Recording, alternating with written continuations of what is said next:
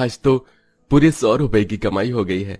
आज मेरा परिवार दाल चावल नहीं बल्कि रोटी सब्जी खाएगा। सूरज कंस्ट्रक्शन साइट पर ईंट धोने का काम करता था, जिसके उसे हर रोज 40 रुपए मिल पाते थे। लेकिन आज सूरज ने पूरे 100 रुपए कमाए थे। 100 रुपए जितनी कम कमाई को देखकर भी सूरज काफी ज्यादा खुश होता है और उन मिले हुए 100 रुपयों से थोड़ा सा आटा और सब्जी लेकर आता है। सूरज जैसे ही आटा और सब्जी लेकर घर आता है तो सूरज के घर वाले काफी ज्यादा खुश होते हैं। अरे वाह, आज पापा आटा और सब्जी लेकर आए हैं। इसका मतलब आज हमें दाल चावल नहीं खाने होंगे। माँ, जल्दी से हमारे लिए रोटी और सब्जी बनाओ ना। आज तो मैं पूरी 3 रोटी खाऊंगा। भगवान ने मेरी सुन ली। कितने दिनों से मैं प्रार्थना कर रही थी, लेकिन आज मेरी प्रार्थना भगवान ने स्वीकार कर ली। मैं बस जल्दी से आप सभी के लिए गर्मा गर्म रोटी और सब्जी बनाती हूँ। जमुना अपनी नंद निधि के साथ चूल्हे पर जल्दी से गर्मा गर्म रोटी और सब्जियां बनाती हैं। देखने में तो ये सिर्फ मामूली सी सब्जी और रोटी थी, लेकिन इस परिवार के लिए ये खाना किसी दावत के खाने से कम नहीं था। जैसे आज हमने ये सब्जी रोटी खाई है, कल भी हम इसी तरह सब्जी रोटी खाएंगे ना माँ? बेटा, अगर भगवान ने चाहा तो कल भी हम जरूर सब्जी रोटी खाएंगे, वरना जो रोज खाते आ रहे हैं वही खाना पड़ेगा। अब ये दाल चावल और नहीं खाए जा रहे हैं। मेरा तो मन बासी रोटी सब्जी खाने को करता है। दाल चावल तो अब गले से उतरना भी मुश्किल हो गया है। निधि और कौशल्या की बात सुनकर घर में सभी की आंखों में आंसू आ जाते हैं और उन्हीं आंसू के साथ वो सभी रोटी सब्जी खाते हैं। आज के समय में रोज के सिर्फ 40 रुपए कमाने वाला इंसान अपने इतने बड़े परिवार को क्या ही खिला सकता था। वो तो इस परिवार की किस्मत थी कि इनका नाम राशन कार्ड में था, इसलिए हर महीने इन्हें सरकार की तरफ से चावल और दाल मिल जाया करती थी, जिसके चलते ये पूरा परिवार हर रोज सिर्फ दाल चावल ही खाया करता था। और जब कभी कभी सूरज थोड़े बहुत पैसे कमा लेता था तो उसका परिवार आराम से सब्जी रोटी खा पाता था।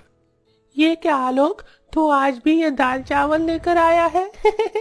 अरे तेरे घर में कभी कुछ और नहीं बनता है क्या? हर रोज दाल चावल उठा कर ले आता है। हम तेरे घर के दाल चावल खाने पड़ते हैं और तू हमारे घर का अच्छा अच्छा खाना खा लेता है।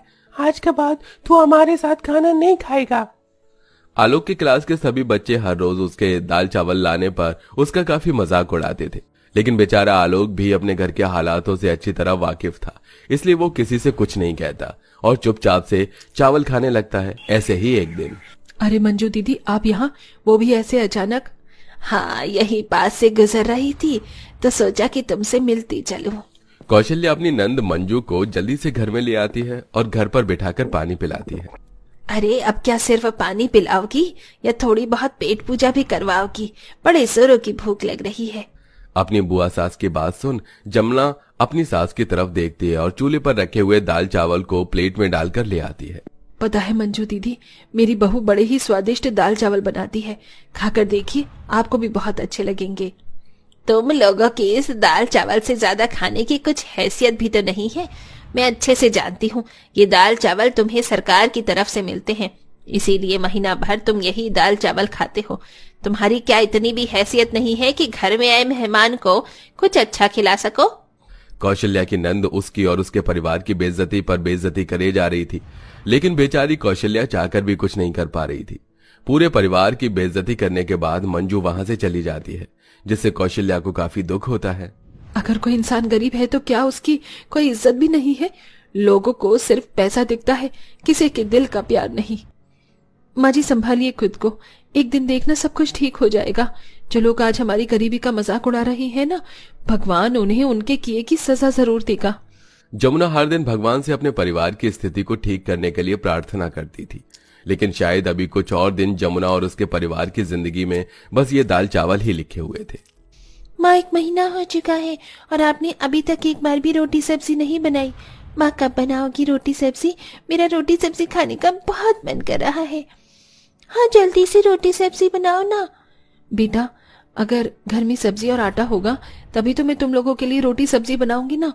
न जाने कब तक इन दाल चावलों पर ही हमें अपनी जिंदगी गुजारनी होगी। हर रोज दाल चावल खाने की वजह से पूरे परिवार को ठीक से पोषक तत्व नहीं मिल पा रहे थे, जिसके चलते सबका शरीर काफी ज्यादा कमजोर हो चुका था और इस कमजोरी का सबसे ज्यादा असर जमुना के तीनों बच्चों पर था। हे भगवान, अब तू ही कोई रास्ता दिखा, वरना मेरे बच्चों की हालत तो और ज्यादा खराब हो जाएगी। अगर मेरे बच्चों को कुछ हुआ तो मेरा भरोसा तुझ पर से हमेशा हमेशा के लिए उठ जाएगा। जमुना आंगन में बैठी मन ही मन भगवान से सब कुछ ठीक करने के लिए प्रार्थना कर ही रही होती है कि तभी जमुना देखती है कि कई सारी औरतें अलग अलग सामानों को इधर से उधर ले जाकर बेच रही होती हैं। कोई बर्तन बेच रहा होता है तो कोई खाने पीने की चीज, जिससे वो सभी औरतें ठीक ठाक पैसे कमा रही होती हैं। ये सब देख जमुना को एक आइडिया आता है और वो जल्दी से अंदर जाती है। माँ जी, हमें सरकार की तरफ से ठीक ठाक दाल चावल मिल जाते हैं। पूरा महीना खाने पर भी बहुत सारे दाल चावल बच ही जाते हैं। तो क्यों ना इन बचे हुए दाल चावल को बनाकर मैं बाहर ले जाकर बेचूं, इससे मैं कुछ पैसे कमा सकती हूँ। भाभी, आइडिया तो बहुत ही ज्यादा अच्छा है। अगर आप कहो तो मैं भी कुछ काम करना चाहती हूँ। वो सामने वाला बंगला है ना, उसमें एक नौकरानी चाहिए जो घर की साफ सफाई और खाना बना सके। और ये सारे काम तो मुझे आते हैं। आपके साथ साथ फिर मैं भी 2-4 पैसे कमा सकती हूँ। कौशल्या अपनी बहू और बेटी को काम करने की इजाजत दे देती है और अब अगले दिन से ही जमुना दाल चावल बनाकर उन्हें बेचने के लिए निकल जाती है। वहीं निधि भी उस बड़े से बंगले में सफाई का काम करने लगती है। दाल चावल ले लो, दाल चावल, गर्मा गर्म दाल चावल ले लो, सिर्फ 20 रुपए प्लेट। और ठेले वाले तो 40 रुपए प्लेट दे रहे हैं और आप 20 रुपए प्लेट दे रही हैं। ये तो काफी सस्ते हैं। मेरे लिए एक काम करिए, 1 प्लेट लगा दीजिए। जितने भी मजदूर फैक्ट्री में काम करते थे दोपहर के वक्त वो यही सब खाया करते थे। जहां एक जगह उन्हें ये दाल चावल 40 रुपए में मिल रहे थे, वहीं जमुना दाल चावल 20 रुपए में बेच रही थी, जिससे कई सारे मजदूर जमुना के दाल चावल के ठेले पर ही आया करते थे, जिसके चलते जमुना 20 रुपए करके धीरे धीरे पैसे जोड़ने लगी थी। वहीं निधि भी साफ सफाई करके ठीक ठाक पैसे कमा लेती थी और आज पूरे 1 महीने के बाद दोनों नंद भाभी पैसे मिलाकर पूरे परिवार के लिए पहली बार अच्छा खाना लेकर आती हैं, जिसे देख पूरे परिवार की आंखों में खुशी के आंसू आ जाते हैं। अरे वाह, आज खाने में शाही पनीर, मिक्स वेज, रायता, पुलाव, पराठे, खीर, पनीर की सब्जी, इतना सब कुछ है। मुझे तो पता ही नहीं था कि दाल चावल के अलावा भी इतना सब कुछ खाने के लिए होता है। माँ, अगर इनमें से खाना बच गया ना तो मैं सुबह लेकर जाऊंगा। फिर मेरे सभी दोस्त मेरे साथ लंच करेंगे और खुश भी हो जाएंगे कि आज मैं दाल चावल नहीं बल्कि अच्छा अच्छा खाना लेकर आया हूँ। हमारी हालत को देखते हुए मैंने कभी सोचा भी नहीं था कि मेरे मरने से पहले मुझे ये सब खाने को मिलेगा। जो इतनी मेहनत मजदूरी करने के बाद में नहीं कर पाया, वो तुम दोनों ने अपनी मेहनत से कर दिखाया। सारा परिवार अब बैठकर पहली बार इतना अच्छा खाना खा रहा था। उन्हें तो ये सब किसी सपने जैसा लगता है। अपने परिवार को पहली बार इतना खुश देख जमुना मन ही मन काफी खुश होती है और अब जमुना ठान लेती है कि वो अपने इसी काम को जारी रखेगी। दाल चावल बेच बेच कर जमुना काफी सारे पैसे जमा करके रख लेती है। निधि, अब तुम्हें उस बंगले में नौकरानी का काम करने की कोई जरूरत नहीं है। लेकिन क्यों भाभी? अगर हम दोनों में से किसी ने एक ने भी काम छोड़ दिया ना तो हमारी हालत फिर से पहले जैसी होने लगेगी। नहीं निधि, अब ऐसा नहीं होगा। मैंने दाल चावल बेचकर बहुत सारे पैसे इकट्ठा किए हैं। अब इन पैसों की मदद से हम दाल चावल के साथ साथ और भी कई तरह की चीज बनाकर बेच सकते हैं, वो भी सस्ते दामों पर। सस्ते दाम को देखकर ज्यादातर लोग हमारे पास ही खाने के लिए आया करेंगे और अगर भगवान की कृपा यूं ही बनी रही तो एक दिन हम जरूर कामयाब होंगे और इस गरीबी के दलदल से जरूर बाहर निकलेंगे।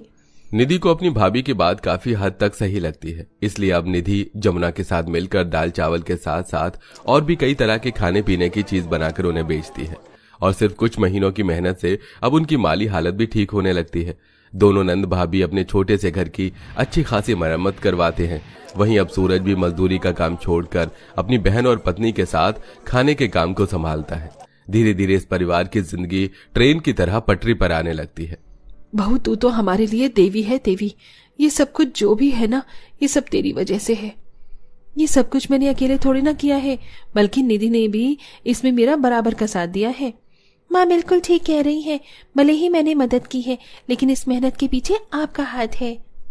पूरा परिवार भगवान का शुक्रिया अदा करता है और इसी काम को जारी रखते हुए एक अच्छी खासी जिंदगी जीता है। और साथ ही जब भी उन्हें कोई भूखा प्यासा दिखता तो वो जरूर उसकी मदद करते, क्योंकि उस भूखे प्यासे इंसान में कहीं न कहीं आज भी उन्हें अपने बीते हुए कल की जिंदगी दिखती है। ये होती है एक गरीब की जिंदगी, जिसे हर एक छोटी छोटी चीज के लिए तरसना पड़ता है। लेकिन कहते हैं ना, मेहनत करने वालों की कभी हार नहीं होती। जैसा कि हमारी कहानी की इस गरीब नंद भाभी ने जी तोड़ मेहनत की और अपने दम पर एक अलग मुकाम हासिल किया। तो दोस्तों, कैसी लगी आपको हमारी ये कहानी? हमें कमेंट करके जरूर बताइएगा।